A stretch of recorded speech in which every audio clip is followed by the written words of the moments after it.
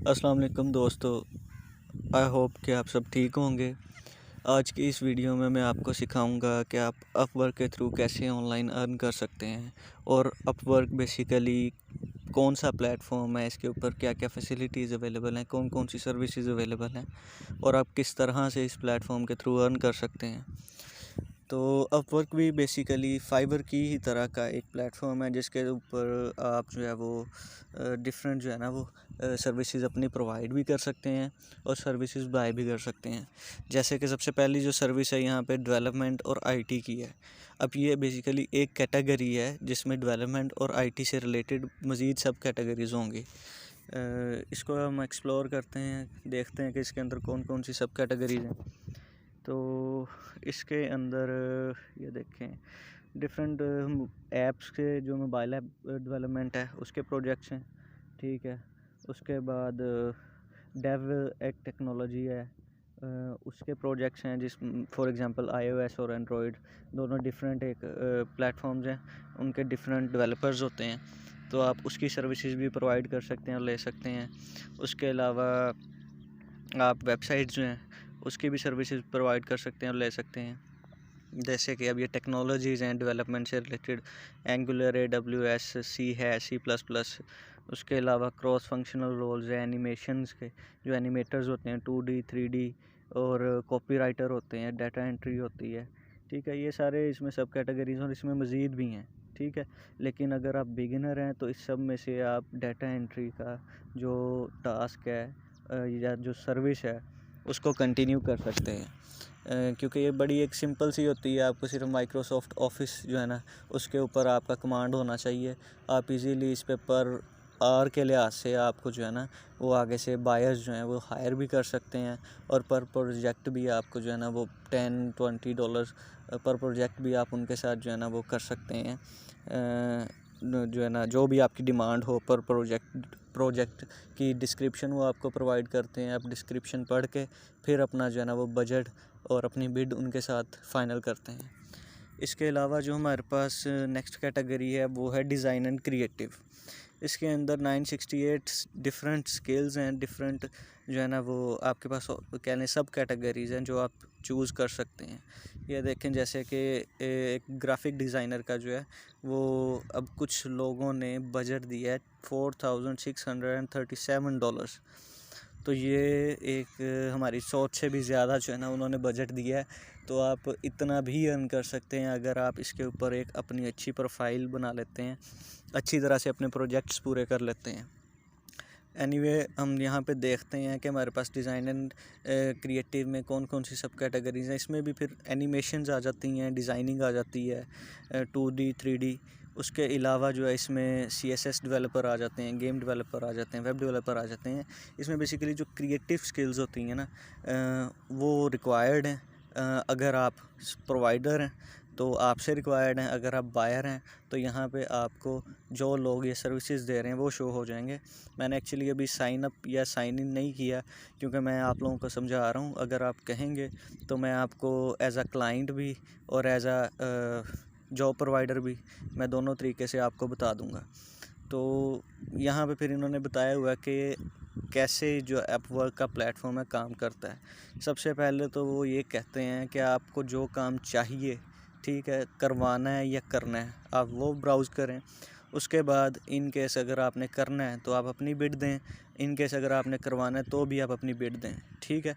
उसके बाद आप जो है वो अपना प्रोजेक्ट सेंड करेंगे या रिसीव करेंगे, वो जो अपवर्क की टीम है उसको रिव्यू करेगी, ठीक है, और आपकी पेमेंट सेंड हो जाएगी या रिसीव हो जाएगी, डिपेंड ऑन योर रोल, ठीक है। इसके अलावा हम नेक्स्ट कैटेगरी में चलते हैं जो कि है sales and marketing. Sales and marketing में भी 392 हमारे पास सब कैटेगरीज़ हैं, सब ऑप्शंस हैं हमारे पास।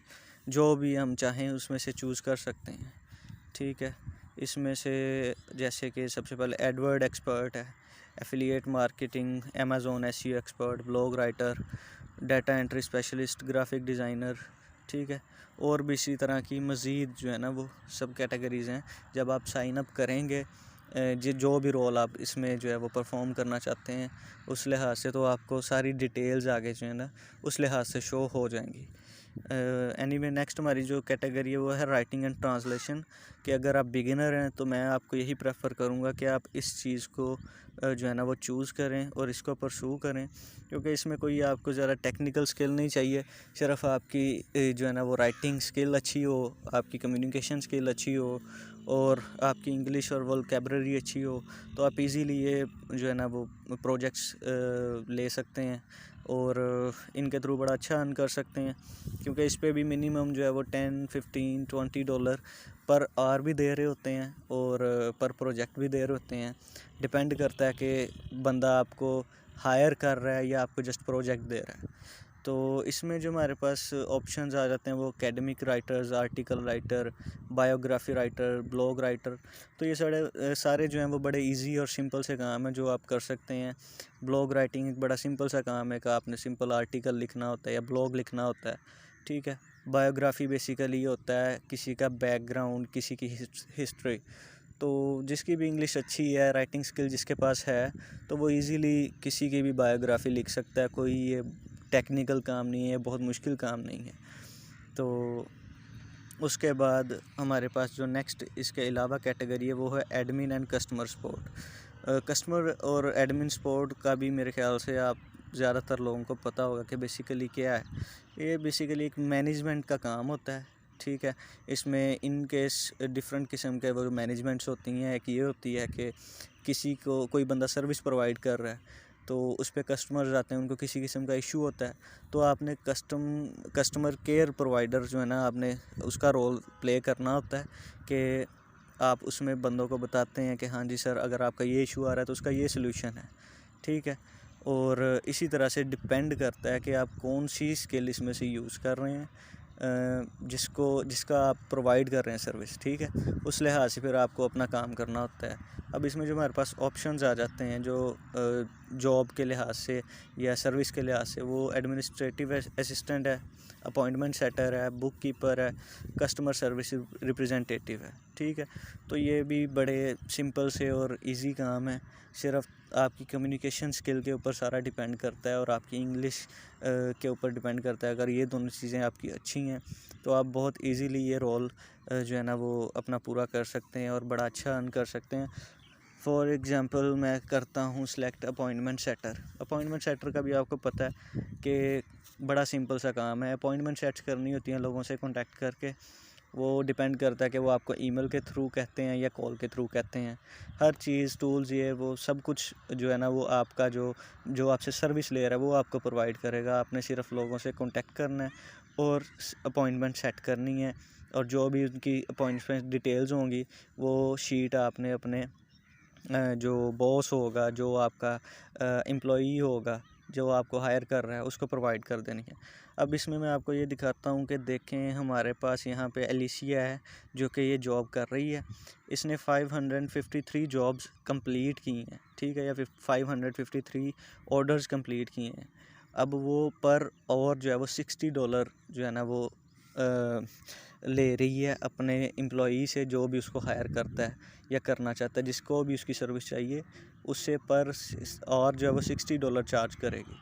तो आप अंदाज़ा लगाएंगे अगर आप दिन में 5 घंटे भी काम करते हैं, ठीक है, तो आप कितना पर डे कमा सकते हैं। तो अगर आपकी सर्विसेज अच्छी हैं तो लोग आपको मतलब 6-6 माह तक, पूरा महीना आपको हायर करके रखते हैं। अब कम भी हैं जिनके कुछ स्टार्स कम हैं तो वो ये $90 दे रहे हैं। तो इसमें बेसिकली जो बिगिनर्स होते हैं वो कम रेट रखते हैं अपना, ताकि ज़्यादा से ज़्यादा जो एम्प्लॉई हैं वो उनको हायर करें, क्योंकि उनका जो है वो पर और रेट कम है, ठीक है, सर्विस का। तो जैसे जैसे आप अपनी वैल्यू अपने एम्प्लॉई को शो करवाते हैं, वैसे वैसे वो आपका जो है ऑर्डर बढ़ा देता है, आपकी जॉब की परसेंटेजेस बढ़ा देता है, आपके रिव्यूज़ अच्छे हो जाते हैं, आपकी प्रोफाइल अच्छी हो जाती है। और जैसे जैसे आपकी प्रोफाइल अच्छी हो जाती है, आप अपना बिड जो है, आपका पर और रेट जो है वो आप उसको इंक्रीज़ कर सकते हैं। तो ये देखें डिफरेंट, हर बंदे ने अपने लिहाज से जो है ना वो अपने रेट्स प्रोवाइड किए हुए हैं कि वो पर और किस रेट पे आपका टास्क ये जो है अपॉइंटमेंट सेटर का वो कंप्लीट कर सकते हैं। एनीवे अब हम चलते हैं अपनी नेक्स्ट कैटेगरी की तरफ। हमारी नेक्स्ट कैटेगरी जो आ जाती है वो है फाइनेंस एंड अकाउंटिंग की। फाइनेंस एंड अकाउंटिंग का भी आप सबको पता है कि फ़ाइनेंस और अकाउंटिंग क्या होता है। एनीवे इसमें जो हमारे पास कैटेगरीज़ हैं उनका मैं आपको एक्सप्लेन कर देता हूँ। तो सबसे पहले हमारे पास जो इसकी कैटेगरी है वो है अकाउंटेंट की। अकाउंटेंट का बेसिकली यही काम होता है कि अकाउंट से रिलेटेड जो भी डाटा होता है आपने वो सारा मैनेज करना होता है। अकाउंट्स पेएबल मैनेजर्स हैं, बुक कीपर्स हैं, इंटुइट क्विक बुक स्पेशलिस्ट है। तो ये थोड़ा सा टेक्निकल काम आ जाता है और फाइनेंस से रिलेटेड काम आ जाता है। तो इसके अलावा हमारे पास जो ऑप्शन है वो ईमेल मार्केटर्स के हैं, वर्चुअल असिस्टेंट के हैं, एसईओ एक्सपर्ट के हैं, ठीक है। और इसमें और भी बहुत सारी मज़ीद सब कैटेगरीज़ अवेलेबल हैं अगर आप करना चाहते हैं, इसमें आपके पास स्किल है इससे रिलेटेड। तो उसके बाद हमारे पास जो आ जाता है कैटेगरी वो है इंजीनियरिंग और आर्किटेक्चर की। इसमें हम देखते हैं कि हमारे पास क्या क्या ऑप्शंस हैं जो यहाँ पे प्रोवाइडेड हैं, ठीक है। इसमें हमारे पास जो ऑप्शंस प्रोवाइडेड हैं वो हैं बायोलॉजिस्ट और इंजीनियरिंग एंड आर्किटेक्चर से रिलेटेड जो भी टास्क हैं, ठीक है।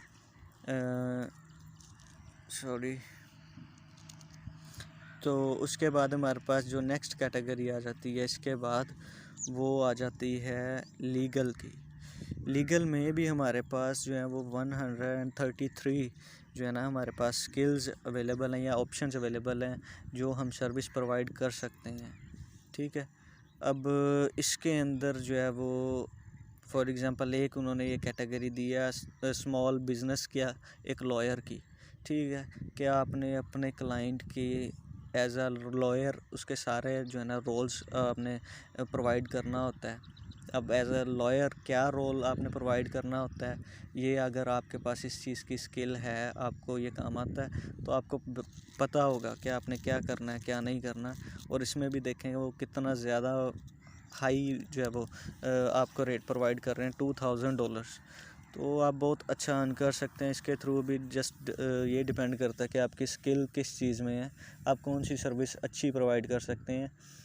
उसके बाद हमारे पास इसमें जो रोल्स आ जाते हैं वो है रियल एस्टेट का law professional, compliance specialist, legal consultant, family law professionals. उसके बाद legal transcriptionist, legal translators, legal writers और ट्रांसलेशन सर्विसेज एक बड़ी जो है वो सिंपल सी सर्विस और इजी सर्विस है। अगर आपकी किसी लैंग्वेज में फॉर एग्जांपल मैं कहता हूँ कि मेरी इंग्लिश बहुत अच्छी है लेकिन मेरी नेटिव लैंग्वेज जो है वो उर्दू है, तो अगर इन केस कोई यूरोपियन कंट्री से इस चीज़ की सर्विस चाहता है कि मैं उसका इंग्लिश कंटेंट उर्दू में ट्रांसलेट करूँ तो मैं उसकी सर्विस प्रोवाइड कर सकता हूँ। या इसी तरह हम फॉर एग्ज़ाम्पल स्पेनिश से मैंने इंग्लिश में करनी है तो मैं उसकी सर्विस प्रोवाइड कर सकता हूँ। और ये बड़ा इजी सा काम है और इसमें भी जो है ना ये मैं आपको दिखाता हूँ कि कितना अच्छा पे करते हैं पर। और ये देखें एक बंदे की गिग है, उसने पर ऑर्डर जो है वो $25 जो है ना कहा है कि मैं $25 चार्ज करूँगा पर प्रोजेक्ट।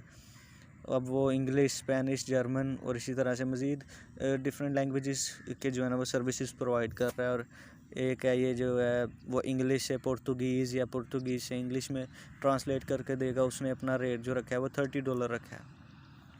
तो बड़ा अच्छा अर्न कर रहे हैं लोग यहाँ से, इवन $1000 जो है ना वो अर्न कर लेते हैं। अगर उनको फॉर एग्ज़ाम्पल 10 ऑर्डर्स भी आ जाते हैं तो उनका ईज़िली $250-300 पर मंथ जो है ना वो रेवेन्यू जनरेट हो जाता है।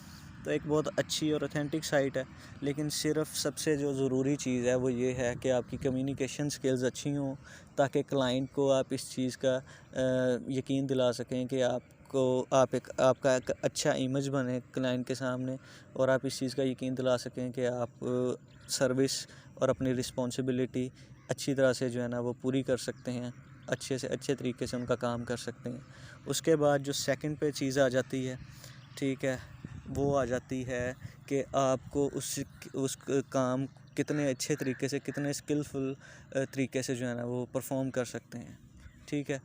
और थर्ड बात ये आ जाती है कि स्टार्टिंग में आप अपना बजट जो है वो लो से लो रखें, पर और या पर जॉब कम से कम पैसों में वो प्रोवाइड करें सब कम से कम ये कि ये नहीं कि बिल्कुल ही $5 में प्रोवाइड करने लग जाना है कि क्लाइंट समझे कि पता नहीं इसको आता कुछ नहीं है, जस्ट ये बैठा हुआ है फजूल की रेडी लगा के। तो बस तरीके के साथ आपने जो है ना अपना रेट सिलेक्ट करना है। $10-15 मोर देन इनफ है आपके लिए भी और क्लाइंट के लिए भी, ताकि वो आपको चांस भी दे। तो इन चीज़ों का कुछ ख्याल करना है। तो और बड़ा सिंपल सा काम है, बहुत सिंपल और बेसिक सी भी इसमें सर्विसेज हैं जो आप प्रोवाइड कर सकते हैं अगर आपके पास कोई ख़ास स्किल नहीं है।